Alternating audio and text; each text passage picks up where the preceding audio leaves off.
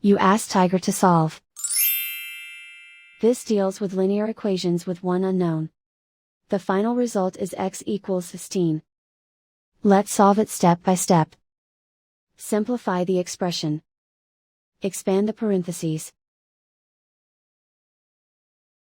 Simplify the arithmetic. Expand the parentheses.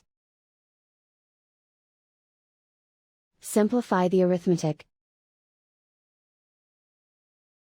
Group all x terms on the left side of the equation. Subtract 6x from both sides. Group like terms. Simplify the arithmetic.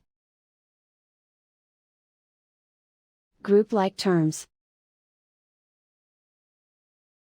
Simplify the arithmetic. Group all constants on the right side of the equation. Subtract 14 from both sides. Simplify the arithmetic.